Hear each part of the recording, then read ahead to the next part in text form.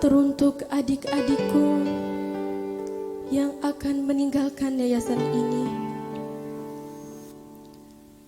kami berpesan, tolong diingat-ingat pesan ini. Terdapat sebuah hadis, nasihat menuntut ilmu. Utlubul ilma minal mahdi ilal lahdi. Tuntutlah ilmu dari ayunan sampai ke liang lahat. Dan di dalam kitab Ta'limul Muta'alim karangan Syekh Burhanuddin Al-Zarnuji dikatakan, sesungguhnya perjalanan menuntut ilmu itu tidak akan terlepas dari kesusahan. Ibnu Qayyim Al-Jauziyah juga mengatakan di dalam At-Tariyahnya, dan kebodohan itu adalah penyakit yang mematikan. Obatnya adalah dua perkara yang disepakati, yaitu nas dari Al-Quran atau dari As-Sunnah. Dan dokternya adalah seorang alim yang rabbani. Maka dari itu, tolong disimak dengan baik sebuah syair karangan Ahmad Bukhatir berjudul Tolib Al-Ilm.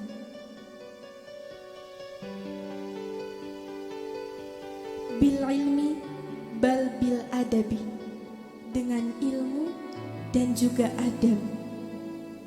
Tanala a'la rotabi, engkau akan memperoleh kedudukan yang tinggi. Dua poin penting di dalam hidup kita, yaitu ilmu dan adab, bisa menghantarkan kita kepada kedudukan, kepada pangkat, kepada jabatan yang tinggi. Hanya dengan ilmu dan adab.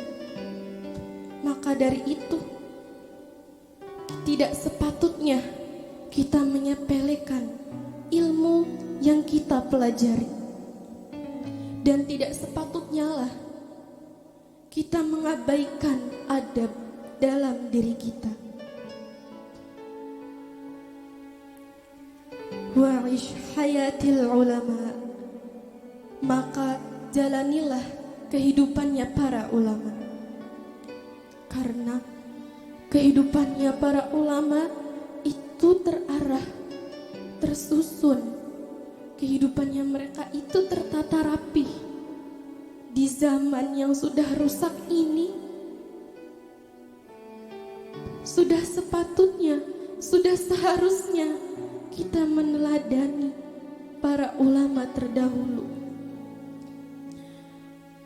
Para ulama terdahulu hidupnya dihabiskan untuk mencari ilmu, untuk mencari kebenaran, untuk memperbaiki amal ibadahnya. Karena mereka takut umur mereka tidak sampai, sedang amal mereka belum cukup, ilmu mereka masih sedikit. Oleh karena itu, untuk memperbaiki kualitas hidup kita, kita perlu meneladani kehidupannya para ulama. Waqra' suhufal kutubi, dan bacalah berbagai kitab-kitab. Kitab itu banyak sekali, menandakan ilmu itu sangat luas. Hanya kita yang tidak tahu seberapa luasnya ilmu itu. Kitab fikih, kitab tasawuf, kitab nahwu, dan lain sebagainya. Waduh, ala tawadu. Tetaplah bersikap tawadu. Tetap jaga tawadu kita, tetap jaga kerendah hatian kita kepada sesama teman, kepada guru, kepada yang lebih tua maupun yang lebih muda. Karena orang yang sombong itu sejatinya rusak, mereka tak ternilai. Maka dari itu kita harus menjaga sikap tawadu kita kepada siapapun. La taftakhir bin nasabi. Jangan terlalu sombong dengan keturunan atau nasab. Karena bukan dengan nasab masa depan kita terjamin.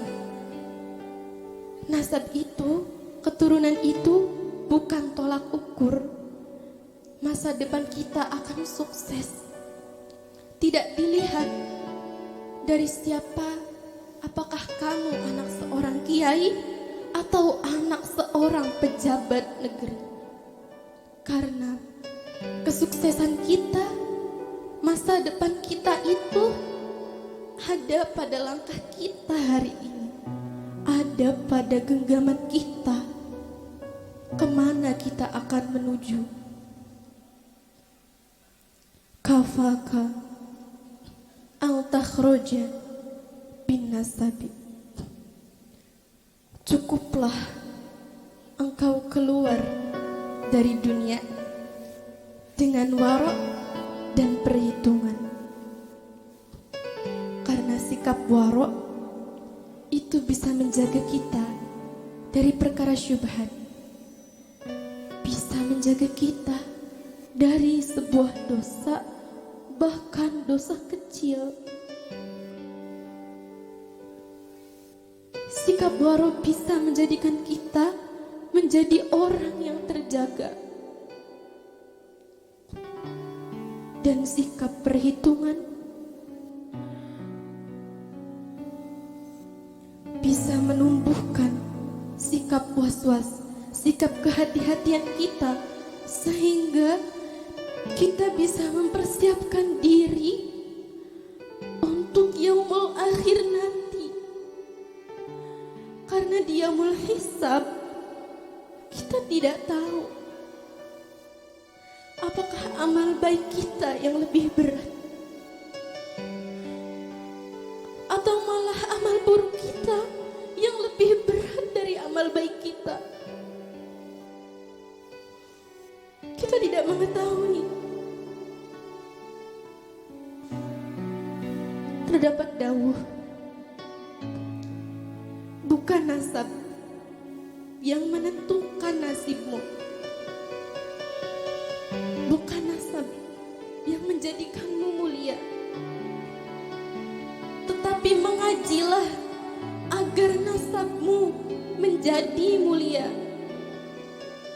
Dawuh Ning Syaila Hasina Az-Zamzami Lirboyo. Semoga untayan kata yang tadi diberikan bisa diingat-ingat, bisa bermanfaat untuk adik-adikku di kemudian hari nanti. Semoga bisa bermanfaat.